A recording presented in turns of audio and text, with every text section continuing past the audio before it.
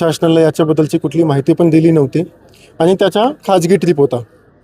जेव्हा त्या ठिकाणी ते आले, त्या ठिकाणी आम्ही जे नंतर माहिती घेतली त्या माहितीप्रमाणे त्या ठिकाणचे जे ट्रस्ट आहे त्यांनी त्याला थांबवला होता आणि त्याच्यानंतर आम्ही आमची SDMला सूचना पण दिलेली आहे की याच्याबद्दलचा एक नोटीस तुम्ही ट्रस्टला इश्यू करावा, त्याचा खुलासा घ्यावा आणि याची डिटेल आम्हाला माहिती द्यावा की त्या दिवशी काय घटना घडली, कशा पद्धतीने दर्शन करण्याची कोणी मुभा दिली, कशा पद्धतीने त्याने दर्शन केले, याच्याबद्दलची सर्व माहिती आम्हाला SDMद्वारे ट्रस्टद्वारे येतील आणि त्याच्या अनुषंगाने मी पुढची कारवाई करू.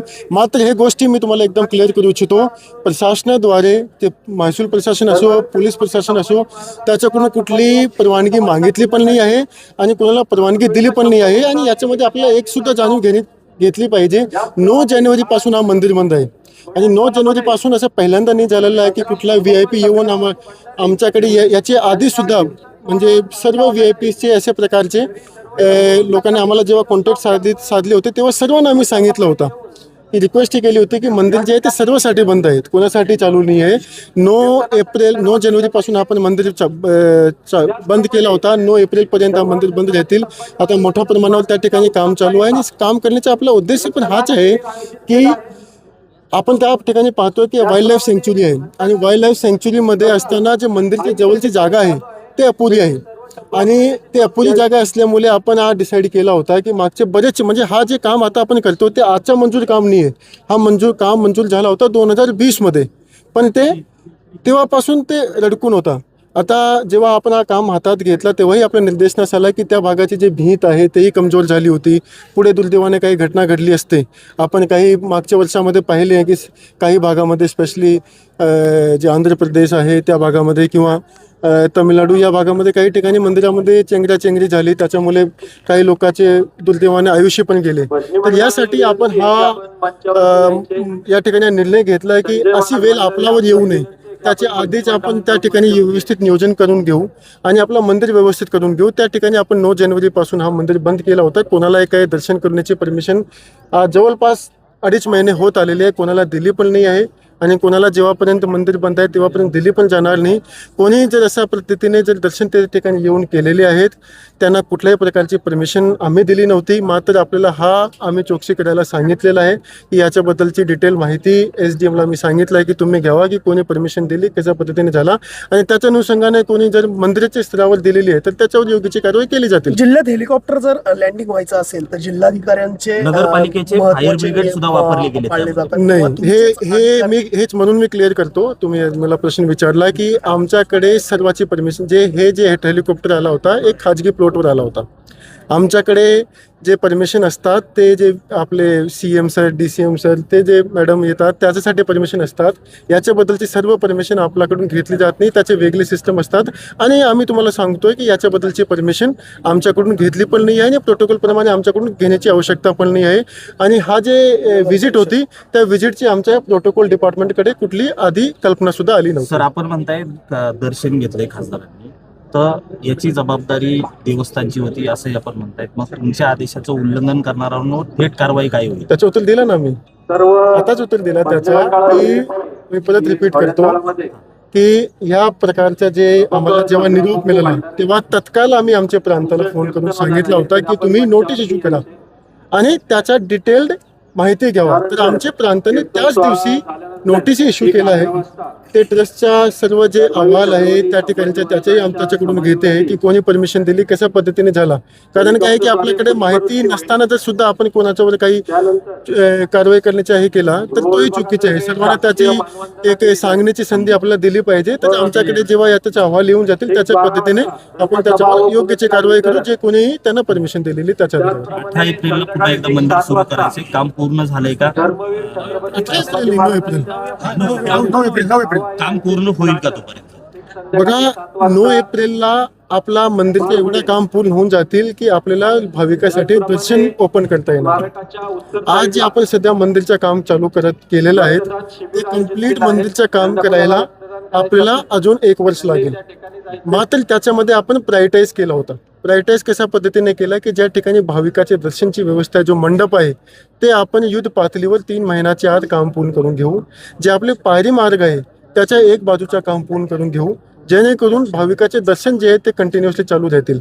जेव्हाही कुठल्या प्रकारचे मंदिरचं असो किंवा कोणत्याही बांधकामाचं काम असो, जेव्हा आपण हे काम करतो तेव्हा त्याच्यामध्ये वेळ लागतो. मात्र आपण त्याच्यामध्ये या पद्धतीने नियोजन करून घेतो की जे महत्त्वपूर्ण काम आहे त्याला आपण आधी संपवून घेऊ. तर आम्ही ॲक्च्युली मान्यता 6 महिन्याची घेतली होती, पण आम्ही डिसाईड केला की आपल्याला 6 महिन्याची आवश्यकता नाही आहे. जे दगड घडवायचं काम आहे ते दगड घडवायचं काम आम्ही मंदिरच्या बंद करण्याच्या आधीच करून घेतला होता आणि म्हणून आम्हाला जे 6 महिने लागत होते ते काम आम्ही 3 महिन्यामध्ये आता करतो आहे आणि 9 एप्रिलपर्यंत आपला मंदिर ओपन होतील त्या पद्धतीचं काम पूर्ण होऊन जातील. तुम्ही भीमाशंकरच्या ट्रस्टची बैठक घेतली. भीमाशंकरच्या काही घरांचं स्थलांतर करण्यासंदर्भातली चर्चा झाली. मात्र भीमाशंकरला सध्या मोठ्या प्रमाणात अनधिकृत बांधकाम सुरू आहे डोंगरावर, जे धोकेदायक आहे. आपल्या प्रशासनाच्या समोर जर अशा पद्धतीने नाही, आपली माहितीबद्दल मी थोडासा दुरुस्त करतो. आपली माहिती जी आहे ते जुनी आहे आणि अपुरी आहे. याच्यामध्ये जुनी काय म्हणतो की 3 ठिकाणी लोकांनी अनधिकृत बांधकाम करण्याचा प्रयत्न केला होता आणि ते अनधिकृत बांधकाम आम्ही मागच्या महिन्यामध्ये 20 फरवरीलाच पाडलं आहेत आणि त्याच्यानंतर कुठलाही प्रकारचा अनधिकृत बांधकाम त्या ठिकाणी झालेला नाही आहे. हे एकदम विश्वासाने आम्ही सांगू शकतो, कारण मीच त्या ठिकाणी कारवाई करण्यात घेतलेली आहे की अनधिकृत बांधकाम होऊ नये. आणि दुसरी गोष्ट जी आम्ही तुम्हाला सांगू इच्छितो की त्या ठिकाणी जसं मी सांगितलं की जवळपास 125 कुटुंब मंदिराच्या जवळ राहतात आणि ते 125 कुटुंब त्या ठिकाणी राहतात. त्या ठिकाणचे जे सर्व घर जे बांधलेले आहे ते प्लॅनिंग शिवाय बांधलेले आहे आणि ते वाईल्ड लाईफ एरिया असल्यामुळे त्या ठिकाणी प्रचंड मोठ्या प्रमाणावर पाऊस पडत असल्यामुळे त्या ठिकाणी एक मोठा डिझास्टर होऊ नये म्हणून आपण एक नवीन प्रकल्प तयार करून आपण त्या शेतकऱ्याच्या समोर ठेवला होता. त्याच्यासोबत आम्ही मागच्या आठवड्यामध्ये चर्चा पण केली होती की आपण हे 125 कुटुंबाला जवळ स्थलांतरित करून घेऊ. जवळ म्हणजे 100 मीटरवर आपल्याकडे खाजगी प्लॉट उपलब्ध आहे. त्या ठिकाणी लँड एक्वायर करून आपण त्या ठिकाणी त्यांना शिफ्ट करून घेऊ. त्याचे आपले 2 फायदे होतील की त्या गावाचं पुनर्वसन जे ते प्लांट पद्धतीने होऊन जातील, जेणेकरून त्याच्यावर कुठलाही धोका येणार नाही. आणि दुसरा फायदा हा होतील की मंदिरच्या परिसरामध्ये आपल्याकडे मोठी जागा उपलब्ध होऊन जातील आणि त्या मोठी जागाचा वापर जेव्हा मोठ्या संख्येने भाविक येतात आणि महाकुंभ पुढच्या वर्षी असणार आहेत तर तेव्हा अजून मोठ्या संख्येने लोक येणार आहेत. तर त्यासाठी चेंगराचेंगरी होऊ नये आणि व्यवस्थित दर्शन झाले पाहिजे. हजारोच्या संख्येने जरी लोक एकत्रित आले तरी सुद्धा त्यासाठी उपस्थित ठिकाणीमध्ये आपल्याला जागा व्यवस्थित असली पाहिजे, नियोजन असलं पाहिजे. त्या पद्धतीने हा प्रकल्प आपण लोकांच्या समोर ठेवलेला आहे. मला कालच त्या ठिकाणचे काही लोक सांगत होते की 70 ते 80% लोक हा प्रकल्पाचं स्वागत केलेलं आहे आणि ते म्हणते की आम्हाला तसं पद्धतीचं पाहिजेच आहे. कारण काय की या पद्धतीचा प्रकल्प झाला तर त्या लोकांचेही समाधान होतील, त्याच्यावरही आयुष्याचा धोका निर्माण होणार नाही आणि एकूण जे भव्यता आहे आपल्या मंदिरची त्याच्यामध्ये एक उंच होती. वडू या ठिकाणी जे आता स्मारक होत आहे तिथं KM हॉस्पिटलला जागा स्थलांतरित करण्यात आलेली आहे. या ठिकाणी खरं तर जी जागा कोंडापूर या ठिकाणी हस्तांतरित झाली ही जागा रिकामी कधी करणार? आता हा विषय सुद्धा मागचे बरेच वर्षापासून पेंडिंग होता. या ठिकाणी आपण हा आराखडा मंजूर केला आहे, वडूचाही मंजूर केला आणि बुद्रुकचाही मंजूर तुलापूरचाही मंजूर केला आहे. तुलापूरचं जे काम आहे ते बऱ्यापैकी संपत आलेलं आहे. माझी माहितीप्रमाणे जून महिन्यामध्ये ते काम संपून जातील. वडूचं जे काम आहे ते मात्र KEMच्या या ठिकाणी इन्स्टिट्यूट असल्यामुळे ज्या गतीने गेला पाहिजे होता त्या गतीने गेला नाही. KEM इन्स्टिट्यूटसुद्धा आपल्यासाठी महत्त्वाचं आहे, कारण याच्यामध्ये मेडिकल बद्दलचे जे टेस्ट असतात, जे शोध असतात ते या ठिकाणी केले जातात आणि म्हणून राज्य शासनाकडे आम्ही एक प्रस्ताव पाठवला होता आणि त्या प्रस्तावाप्रमाणे हा जागाची ऐवजी दुसरी जागा कोंडापुरीला आपण त्या KEMला देण्यासाठी प्रस्ताव पाठवला होता. त्या प्रस्तावाला मान्यता मिळाली. मागचे डिसेंबर महिन्यामध्ये त्याला मान्यता मिळाली होती. त्याच्यानंतर त्याची जी बाकीची प्रक्रिया होती आमच्याद्वारे आम्ही आदेश मागच्या वीकला दिला होता आणि 3-4 दिवसाआधीच KEMने याचा ताबा पण घेतलेला आहे कोंडापूरची जागा आणि आता त्याने त्याची शिफ्टिंग करण्याची जी प्रक्रिया आहे ते 6 दिवसाचे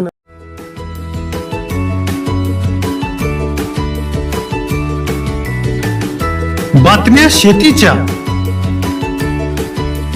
बातम्या मातीच्या,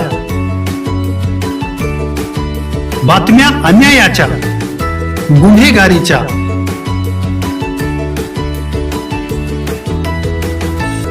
राजकारणाच्या आणि समाजकारणाच्या,